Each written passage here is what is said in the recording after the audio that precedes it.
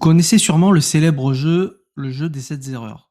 Sauf qu'aujourd'hui, ce n'est clairement pas un jeu, parce que ces erreurs-là, celles qu'on va voir ensemble, ce sont exactement celles qui peuvent ruiner une relation client, faire capoter une vente pourtant bien engagée, et à terme coûter très cher à la fois au commercial, mais aussi à toute son entreprise.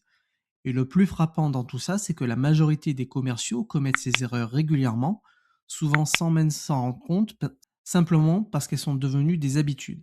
Donc dans cette vidéo, je vais vous partager les 7 erreurs les plus fréquentes en vente, celles qui font toute la différence entre un commercial moyen et un excellent commercial, et surtout comment les éviter concrètement pour élever votre niveau de jeu.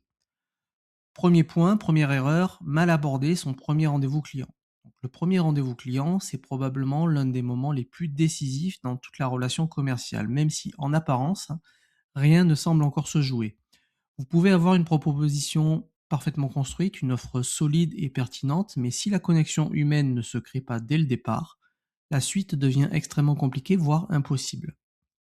L'erreur classique que l'on observe très souvent, c'est celle du commercial qui entre trop rapidement dans son argumentaire, comme s'il voulait absolument rentrer dans le dur, hein, entre guillemets, sans prendre le temps de poser les bases. Donc, un bon rendez-vous commence toujours par une mise en relation sincère, se présenter clairement, montrer son enthousiasme pour l'échange et surtout s'intéresser réellement au client, à son entreprise, à son environnement. Donc votre attention, elle doit être totalement tournée vers votre interlocuteur qui doit sentir qu'il est votre priorité absolue à ce moment-là. Donc ça implique également d'éviter les erreurs ou des erreurs basiques et pourtant fréquentes comme consulter son téléphone, être distrait ou encore donner l'impression d'être ailleurs. Enfin, aussi, attention à ne pas tomber dans l'excès inverse en voulant être trop à l'aise trop rapidement, parce qu'un excès de familiarité, que ce soit dans le ton, le tutoiement ou certaines questions personnelles, peut créer un malaise et freiner la relation dès le départ. Deuxième erreur, parler plus que le client. C'est une erreur extrêmement répandue, donc notamment chez les commerciaux qui ont l'habitude de bien maîtriser leur discours et leur présentation. À force de vouloir être clair, convaincant et structuré, certains finissent par monopoliser complètement la parole au point de transformer le rendez-vous en véritable monologue. Dans ces conditions, en fait, le client va devient passif, décroche mentalement et vous perdez progressivement son attention. Pire encore, certains commerciaux, hein, vont jusqu'à anticiper les objections ou les réponses du client en parlant à sa place. Ce qui donne en fait une impression de discours automatisé, peu authentique et déconnecté de la réalité. Or, la vente, repose avant tout sur la compréhension fine du besoin. Et pour comprendre, il faut écouter. Donc ça signifie poser des questions ouvertes, pertinentes, laisser de l'espace à votre interlocuteur pour s'exprimer, et surtout être capable d'analyser en profondeur ce qu'il vous dit. Les informations que partage votre client, elles sont précieuses, et c'est précisément en les exploitant intelligemment que vous pouvez faire la différence. Troisième erreur, ne proposer aucun vrai conseil. Connaître parfaitement ses produits, ses services, c'est évidemment indispensable, là on est d'accord. Mais ça ne suffit absolument pas pour créer de la valeur aux yeux du client. Ce que recherche réellement un client, ce n'est pas un catalogue vivant capable de réciter des caractéristiques techniques, par exemple, hein, mais plutôt un professionnel capable de comprendre sa situation et de lui proposer une solution adaptée. L'erreur fréquente consiste à présenter l'ensemble de son offre de manière exhaustive, sans réellement filtrer ni prioriser en fonction des besoins spécifiques du client. Le résultat, c'est que le client se retrouve face à trop d'informations, souvent certes peu pertinentes, et il a du mal à identifier ce qui est réellement utile pour lui. Donc votre rôle en tant que commercial, c'est d'adopter une posture de conseil, ce qui implique d'écouter activement, de prendre des notes, de préparer vos rendez-vous en amont et de revenir avec des propositions ciblées et cohérentes. Un bon commercial ne cherche pas à tout vendre, il cherche à vendre juste.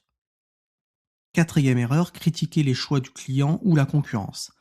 Lorsqu'on est convaincu de la qualité de son offre, il peut être tentant de pointer du doigt les limites des solutions actuellement utilisées par le client ou de critiquer ouvertement la concurrence. Pourtant, cette approche est souvent contre-productive car elle peut créer un sentiment de malaise, hein, ou de jugement chez votre interlocuteur. En critiquant ses choix passés, vous prenez indirectement le risque de le mettre en position de défense, voire de le braquer. De la même manière, dénigrer vos concurrents peut nuire à votre image professionnelle et donner une impression d'agressivité ou de manque de confiance. Une approche bien plus efficace consiste à rester positif, à valoriser les points forts de votre solution et à utiliser la comparaison de manière intelligente et subtile, sans jamais tomber dans la critique frontale. Erreur numéro 5, compliquer la prise de décision. Il existe un principe bien connu en psychologie appelé le paradoxe du choix, hein, qui explique que plus un individu est confronté à un grand nombre d'options, plus il devient difficile pour lui de prendre une décision. En vente, ce phénomène est particulièrement visible lorsque le commercial propose trop de solutions, trop de variantes ou trop d'informations à la fois. Le client se retrouve submergé, perd en clarté et reporte sa décision, voire abandonne complètement. Votre rôle, c'est de simplifier au maximum le processus de décision en proposant des options limitées, pertinentes et clairement adaptées à la situation du client. Il est également essentiel de savoir se taire au bon moment, car continuer à argumenter face à un client déjà convaincu peut réactiver des doutes et compromettre une signature imminente. Erreur numéro 6, jouer solo face au client. Certains commerciaux adoptent une posture de lone wolf, entre guillemets, hein, en se présentant comme les principaux artisans du succès de leur entreprise et en multipliant les promesses pour séduire leurs clients. Si cette attitude peut parfois impressionner à court terme, elle comporte des risques importants à moyen et à long terme. Et en promettant des résultats ou des services sans validation interne, vous prenez le risque de créer un décalage entre ce qui a été vendu et ce qui pourra réellement être délivré.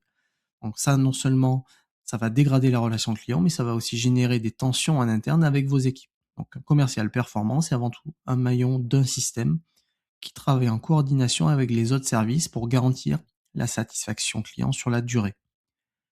Erreur numéro 7, faire une remise trop vite. Une des erreurs les plus fréquentes que je vois en négociation consiste à accorder une remise trop rapidement, dès les premières objections liées au prix. Face à un client qui exprime une réserve du type c'est un peu trop cher, certains commerciaux réagissent immédiatement en proposant une réduction, parfois significative, sans chercher à comprendre ni à justifier leurs tarifs. Le problème, c'est que cette réaction envoie un signal très négatif, elle laisse entendre que le prix initial n'était pas réellement justifié. Avant d'envisager toute concession, il est essentiel de réaffirmer la valeur de votre offre, d'expliquer en quoi le prix est cohérent avec les bénéfices apportés et de vérifier que le client a bien compris ce qu'il achète. Et si une remise s'avère réellement nécessaire, elle doit toujours être accompagnée d'une contrepartie afin de préserver l'équilibre de la négociation et la perception de valeur. Donc voilà, ces 7 erreurs peuvent vous sembler évidentes une fois qu'on les a identifiées, mais dans la réalité du terrain, elles sont extrêmement fréquentes et peuvent avoir un impact majeur sur vos résultats. Donc la bonne nouvelle, c'est qu'en prenant conscience de ces points et en ajustant progressivement votre posture, vous pouvez rapidement améliorer votre efficacité commerciale. Si vous souhaitez aller plus loin et développer des compétences solides en vente, je vous invite à vous abonner à la chaîne car nous allons continuer à explorer ensemble des stratégies concrètes pour que je vous aide à progresser. Et dites-moi en commentaire laquelle de ces erreurs vous semble la plus fréquente aujourd'hui.